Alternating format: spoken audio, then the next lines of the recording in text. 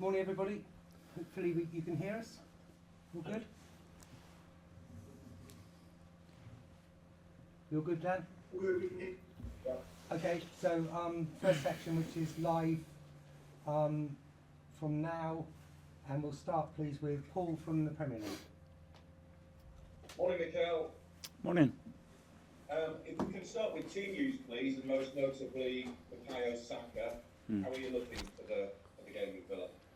We have a training session today. We have 2 or 3 players that finished the game with some issues, and we have to review them today. How's Bukayo looking, though, as you understand it? He hasn't trained yet, so again, we have to assess him today and see how he is. Okay. Alexandre Lacazette obviously had an impact when he came on the other night, got the goal. What more does he have to do to have more of a shout of featuring more regularly? He needs to keep doing what he's doing. He had a good impact as well when he came on against Brighton. He's a player that since I've been here, he's played a lot and has been really important, and he will continue to be important. You also said that you were guilty at times of playing with the handbrake on. What can you do to ensure that doesn't happen? That after scoring the goal and after hitting the level of performance that we're hitting again after the first part of the game, just make sure that we go for the second ball and we continue to play with the same fluidity, with the same intention, and we don't start to defend something that we have earned, because the game is really long and we have to do that for longer periods in the game. And Aston Villa, as a test, how do you see this one? It is a test, and they have shown how difficult they've been against us, because we haven't got the results that we wanted recently against them. So we know they have improved their squad, the way they play a lot in the last few seasons. They are showing a lot of ambition, the way they are recruiting as well, and it will be a difficult game for sure. Okay, good luck. Thanks, Paul. Thank you. Gary from Sky in the room. Yes, hello, Mikel. Hi. You said there were 2 or 3 players that you had slight concerns about. Can you tell us? No, but there are a few. Go on. Go on, tell us. No. And with Bukayo, I mean, I don't know if you're a betting man, but if you were a betting man, would you back him being available tomorrow? Yes, I'm not a betting man, and it's down to the doctors and himself, see how he recovers and how he's feeling between today and tomorrow. He's important to you, though, isn't he? So you'll be keeping your fingers crossed. It is very important, and he's shown how important it is for the team. Obviously, Lacazette came on. You must have noticed the welcome that the crowd gave him when he came on, and then, of course, made a difference. Well, I think he was able to transmit that energy, and that was contagious for the rest of the team and for the stadium. And he created a different atmosphere straight away with his energy, with his quality as well, and determination that he showed to change the result straight away, and that belief that he had in himself that he could do it. Because in a couple of months he can start reaching agreements with other clubs, can't he? Is that a shame? It's the situation that we have, and we have to accept it. I cannot ask anything from the player, the way he's dealing with that situation, and it's not an individual situation. It's a situation that has a knock-on effect, because others that we have to deal as well in the past and still now, to see what the best option is going to be for everybody at the end of the season. It's a credit to him that the way he still, despite that situation, gets his head down and tries his best. I think he's had 1 goal or assist every 46 minutes so far this season. I had no doubts about that, and if I would, probably I would suggest to do something different with him in the summer. When a player could not find the motivation of his interest, just with his financial future. And it's not the case with Laka, and he showed that since I've been here every single day, and that's why he's a really important player for us. So just finally, and to clarify, if it were down to you, wasn't anything to do with agents or money or anything like that, he would stay at the club? Well, he's our player, and I treat him like any other player, not because he has a year left or no year left. I'm going to treat him differently, and that's what he deserves. Can I ask you about Dean Smith, the job he's doing? I think he's 3 years in the job this week. So obviously they've put faith in him and it's paying off.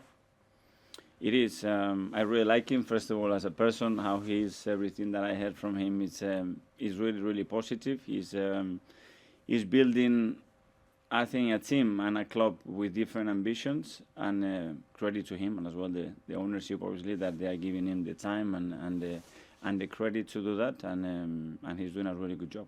Did have had more than 48 hours longer than you to prepare for this game. Will that make a difference? I hope no. I hope we had enough time and everybody's focused and available. We play at home. We know the type of game that we need to play to beat them, and our focus is only there. Just finally from me, apparently we're getting lots of little nice bits of insight from Jack during his time here at the training ground. He says that in recent sprint tests, Kieran Tierney is actually the fastest player at the club. Were you aware of that? Yes, well, depending on the test, but Kieran for sure is one of the quickest, depending on the distances and the type of measurements that you want to take there. But for sure, he's one of the fastest. 22 to 23 miles per hour he's clocked at. What's your going rate these days? Well, when I'm in the car, I'm pretty fast. Thanks a lot. Thanks, Gary. George, BBC. Thanks, Mark. Mikel, I know you won't reveal the 2 or 3 players that are injured, but can you reveal whether Lacazette will be starting tomorrow night? Obviously, George, you know what I won't do that. Okay, we'll read into that. Did you ever get an explanation as regarding to why James McCarthy wasn't sent off in the end for that tackle on Bukayo? No, we had communications with the referees and the association to try to explain why they didn't intervene in that action, when the explanation that we had from the start of the season was that and they would, and when there is an obvious error there, they have to take action, and they didn't, and there are actions that determine a football match and the result, and for me it's not acceptable. Jurgen Klopp come up with an interesting phrase of thought on Tuesday night when he said that Liverpool won dirty, and I just wondered if that's something that your Arsenal team need to do, is win matches when they're not playing well. Is that something you agree with? Yes, my focus is to win when and playing well, and this is what we have to do. When we were playing well and the phases that we played well, we dominated the game, we generated the chances, and we deserve to win the game. The issues come, we don't start to do that. But when you do that, you have to show enough resilience and know how to manage those situations, like I had to do against Brighton in certain moments, and still be able to win the match. And sometimes individual actions, a set piece or just your determination helps you to do that. And of course, is another way of winning, and it has to be present in the way the team acts and thinks. There was a player you was linked with a lot in the summer, Buendia. Did you ever come close to signing him? Can you explain why that move didn't work out? I never discussed the players that we were interested in, and I'm not going to do that now. No problem. Good luck tomorrow. Thank you. Thanks, George. Ian, TalkSport.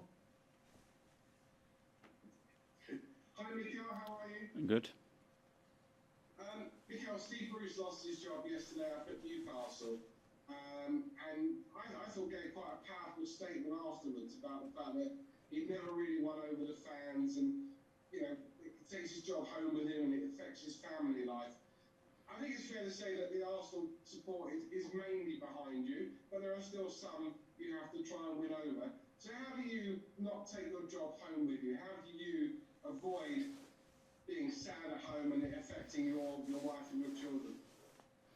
Well, I was really sad after reading that statement from Steve. First of all, because I know him personally, and secondly, with what he transmitted in his words. You're talking about somebody that's been in the game over 40 years as a player, as a manager, that has managed over 1,000 games, and he's telling you, with that experience, with that level of expertise that he has, because you have to be able to sustain at that level, that he struggles with that kind of situation, with that kind of abuse. So I think we have to reflect. And we can't take for granted and accept certain things because they are how they are. No, we are here as well to improve them and change them, like we do with any rules, with any fixture list that we have, with anything that we want to improve for our supporters, fans, stadiums, facilities, broadcast. Why we don't spend more time and we have an open table to discuss how we can do that? Because I think we have to think about one of the most experienced managers in England history is telling you that on a letter. You can't just ignore that. For me, it's a very serious statement, and it's something that has to change and has to start to change. How can we change that then? And do the fans have, in a way, too powerful a voice? I mean, No, we cannot blame the fans, guys. Only say no, it's the fans. No, it's not the fans. It's football is in an industry that is that big, that has such a big impact in society, that everybody has an opinion, and it's great. To have a strong opinion and be so convinced about what you see and how you judge people act, you don't have to study. Don't even have to be able to play football. You can just give a strong opinion and that's it. If you talk about chemistry, you don't do that. If you talk about law, a law case that you don't have that opinion because you have to study and then you don't say anything. But you can say anything about that. And it's good because it creates debate, it creates opinion, and it's great. But when you cross that line, I think it becomes really difficult because it's not a man. It's a man, it's a family, it's his loved ones, it's the environment, and I think we have to reflect. I was really impressed with how he explained openly how he felt, and I didn't like it, to be fair. Finally, you were talking there about Alexandre Lacazette and his contract running down. He's maybe able to talk to other clubs in a couple of months' time. This happens a lot at Arsenal. There doesn't seem to be quite a lot of, 2 years left on someone's contract. Let's get them in, sit them down, and extend the contract, even if you don't actually want to keep the player. Is that a problem for the football club? It's a problem that occurs every club because the contract has the length and players have certain ages and certain phases in their career. And it's something common that you have to be able to deal with. So when you have someone like Alexandre Lacazette, who has always scored more goals for Arsenal, and it kind of happened a bit with Olivier Giroud as well, is there no thought of, let's just give him another year just to buy ourselves, the football club, a little bit of extra time and space? That's a strategy that you can use. Is when do you do it? You can do it the year before. You can do it during the season, at the end of the season. There are very different ways. Every player acts differently. He needs a different level of motivation and a different level of confidence or reassurance that he's got the trust and belief of the club. Every case is singular. Thanks, Good Ian. luck tomorrow, Mikel. Thank you. Mark, Press Association. Hi, Mikel. Just another quick one on that, if that's okay. Obviously, you know he's not financially motivated and that you're happy with how he's performing, but if there was such a desire for him to stay, would there not have been a way to have already offered him a new deal? Well, depends in a lot of things. It's not just a matter of be willing. It's been possible to fulfill that will and the when, which is very important as well. If that's impossible to do, does that mean that he'll definitely not be offered a new deal then? No, I wouldn't say that. Anything is possible. Do you find it strange that you're being asked to play on a Friday and played on a Monday? That's quite a quirk of the fixtures for you, isn't it? It is very strange, and when we have no European football, it's difficult to understand, but it's what it is, and we can give our opinion, but at the end we have no say on that. Does it put you at a disadvantage? I don't want to think like that. If we focus on the game, we have enough days to recover and prepare the game, and that's what we're going to do. Yourself, Edu, and the club were widely criticised for selling Emi Martinez last year. But does the signing and then the subsequent form of Aaron Ramsdale prove that you were right to do so?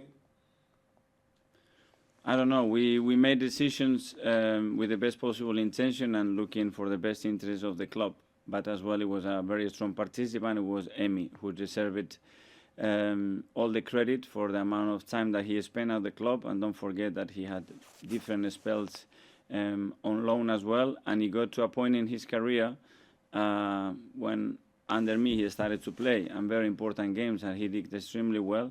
That his ambition, his belief, and why he went to take his career was very different, and it was urgent for him because he was so patient for so long. And I'm really happy that he's doing well. He's a great kid. I play with him, I manage him, and he has tremendous personality as well, and he's showing that at Aston Villa and the national team, and I can say that I'm happy for him. Once he left, it seemed like a bit of a problem position for the club to find the right balance with goalkeepers. Do you think that now Aaron's in and you've got Burn? We have two fantastic goalkeepers. We have another two academy players behind them, and I think we are really strong in that position at the moment. And just finally from me, Mikel, you played 4-3-3 on Monday night. Given the result and the performance, is that a formation you're going to have to almost pick and choose when you're going to use against certain opposition? It's not one you can play every week. If we play 4-3-3 the way we play the first 20 minutes, you win the game, it's top.